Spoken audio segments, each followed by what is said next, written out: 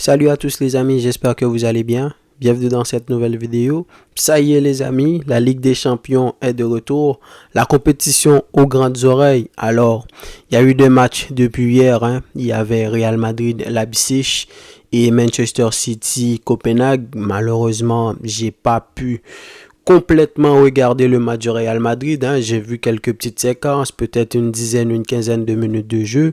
C'est d'ailleurs pour cela que j'ai pas fait de débrief, même si quand même, quand on voit que le Real arrive à gagner avec cet effectif-là et surtout avec Brahim Diaz, Brahim Diaz qui continue de plus en plus à faire sensation dans cette équipe du Real-là, non seulement en Liga, mais aussi en Ligue des Champions, parce que le but qu'il a marqué hier, c'était sublime. Mais malheureusement, je ne pourrais pas en parler. On en parlera bien sûr dans un prochain débrief qui concernera le Real Madrid. Manchester City, Copenhague, ça on s'y attendait, donc victoire de Manchester City, 3-1. Mais pour ce qui nous intéresse aujourd'hui, c'était le match entre le Paris Saint-Germain et la Real Sociedad. Paris qui recevait Real Sociedad, c'était un match que je voulais absolument voir depuis depuis l'annoncement des affiches des huitièmes de finale, surtout à l'époque, comme vous le savez. La Real Sociedad, c'est vraiment une équipe que j'aime bien regarder. La Real Sociedad, Girona, tout ça, c'est des équipes que j'adore regarder. Et surtout, l'ampleur qu'a pris cette équipe-là. Maintenant, la plupart des joueurs qu'ils ont sont convoités. Mikel Merino, Bryce Mendes, Zubimendi, surtout, Odriozola, Oyarzabal, malheureusement, qui n'a pas pu jouer aujourd'hui.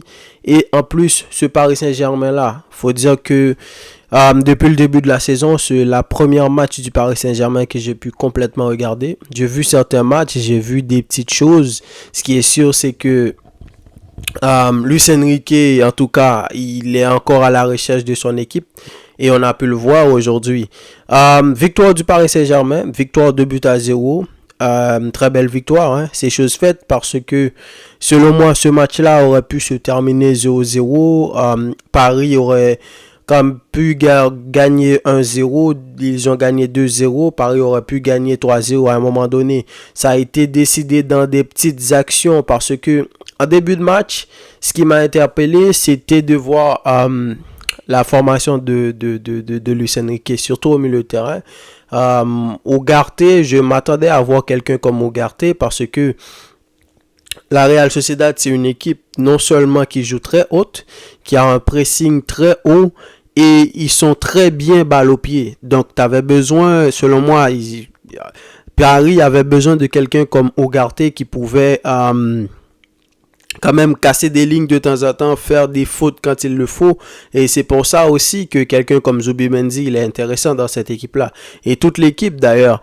Donc, Luis Enrique a préféré titulariser un milieu de terrain assez technique avec Fabian Ruiz, Vitinha et Ryan Zaïre-Emery. Et il faut dire qu'en première période, ça a été très compliqué. La Real Sociedad a fait une excellente première période. Dommage, ils n'ont pas pu être dangereux. Ils avaient besoin d'un vrai tueur, un vrai attaquant. Parce que quelqu'un comme Kubo n'a pas fait un excellent match, mais il n'a pas fait un mauvais match non plus. On voit à quel point que ce gars-là, il a grandi. Son aisance balle au pied. Il n'a aucun problème à éliminer n'importe quel défenseur tu mets en face de lui. Mais maintenant, il fallait trouver comment marquer un but, mais malheureusement, ils n'ont pas pu le faire. Et surtout, ce que j'ai aimé en première période, c'est que quand tu joues contre une équipe très possessive comme ça, qui est la Real Sociedad, avec et sans ballon, ils ont un pressing et ils jouent extrêmement haut. Paris a des capacités à passer très vite en transition. Surtout avec des gars comme Dembélé et Mbappé, ça va extrêmement vite.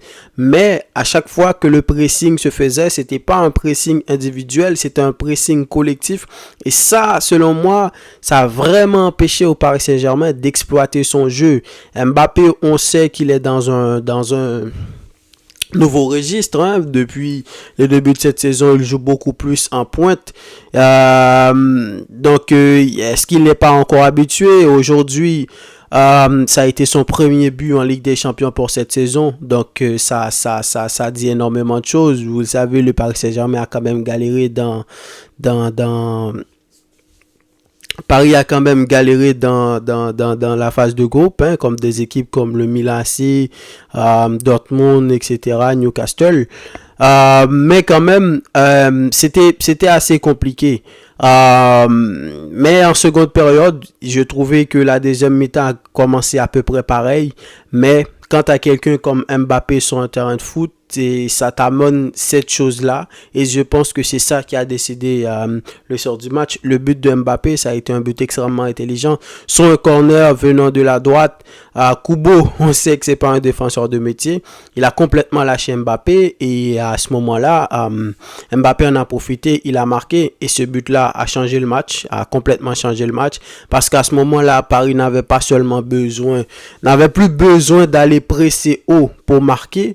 Ils avaient besoin maintenant de passer en contre-attaque parce que la Real Sociedad allait se découvrir, tout ça. Et donc, après le but aussi, ça a quand même lâché un peu la pression. J'ai vu les gars du Paris Saint-Germain beaucoup plus décontractés. Dembélé qui a fait une excellente seconde période. Et quand je vois Dembélé performer, la vitesse à laquelle il passe, à un moment donné, il est passé, il a pris 3-4 gars. Et si le Normand n'avait pas fait faute, on sait que Dembélé aurait rentré dans la surface de réparation. Alors on connaît Dembélé, on sait que la finition, c'est pas son truc, mais quand même, ce Dembélé-là qui était au Barça, ça libérait énormément d'espace pour quelqu'un comme Lewandowski et je pense que il apportera énormément de choses. Oui, dans un match, ça peut être compliqué, surtout comme la Real Sociedad a joué en première mi-temps, mais à un moment donné, quand l'équipe commence à reprendre confiance et tout ça, et quelqu'un comme Dembélé qui commence à avoir de l'espace dans le dos de la défense, ça peut faire très mal. Barcola qui a marqué le second but, très bel but d'ailleurs, et c'est une action quand même assez bizarre. Il a été, est-ce que je peux dire chanceux? Il a été quand même chanceux et surtout il a été très calme parce que à la base le dribble qu'il a fait c'était quand même un dribble un peu long. Et je trouvais que le défenseur de la Real Sociedad, il a vraiment hésité. Il n'est pas vraiment allé comme il le fallait parce que vous l'avez vu que Barcola, il a essayé de s'esquiver un peu de l'action tout en mettant la petite pointe de pied qu'il fallait pour aller entre les jambes du gardien et marquer son but. Très beau but de sa part et ça donne raison à quelqu'un comme Luis Enrique de l'avoir titularisé, hein. Alors, je connais pas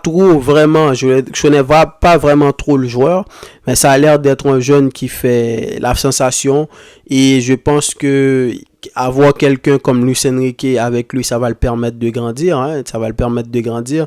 Luis Enrique, vous connaissez son palmarès, c'est quelqu'un quand même qui a de l'aura, c'est quelqu'un qui est extrêmement important dans le milieu footballistique en tant que coach, hein, quand tu as entraîné Messi, Neymar et Suarez, etc. Et ensuite, tu as réussi avec eux.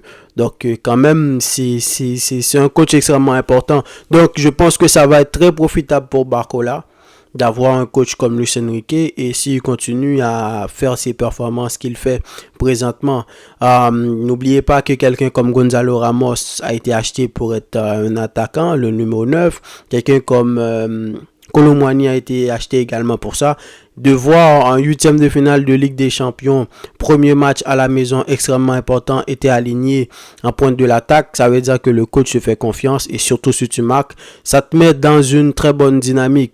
Alors très belle victoire du Paris Saint-Germain, comme je vous l'ai dit, ce Paris Saint-Germain là, c'est ça, je trouve que c'est pas un Paris Saint-Germain dont les gens devraient en attendre beaucoup, hein. C'est un gars, il y a quand même Mbappé dans cette équipe. Ça veut dire énormément de choses, même si il n'est pas aussi brillant selon moi dans le jeu qu'avant. Parce que quand t'as pas, lui-même il l'a dit, hein, quand t'as pas quelqu'un comme Messi, Neymar, Verratti derrière toi qui va te lancer des passes. Mais je pense que Luis Enrique, petit à petit, va commencer à installer quelque chose dans cette équipe-là et ça sera très bénéfique. Sinon, On sait qu'il y a présentement, il y a plein d'histoires comme quoi Mbappé il va partir, etc.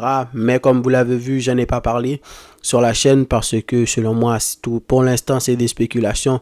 Ça fait 2-3 ans qu'Mbappé aurait dû partir et il l'a jusque-là, il l'a jamais fait. Et je pense qu'avoir quelqu'un comme Luis Enrique, avoir un projet clair, précis, comme c'est le cas en ce moment, parce qu'il faut dire que ce PSG cette année-là, c'est quand même un tout nouveau PSG. Il y a plus de 10 joueurs qui sont venus. Je ne saurais pas tous les énumérés, mais il y a le petit qui vient d'arriver, qui a joué en tant que latéral gauche aujourd'hui, c'est un défenseur central. 20 ans, il est très jeune.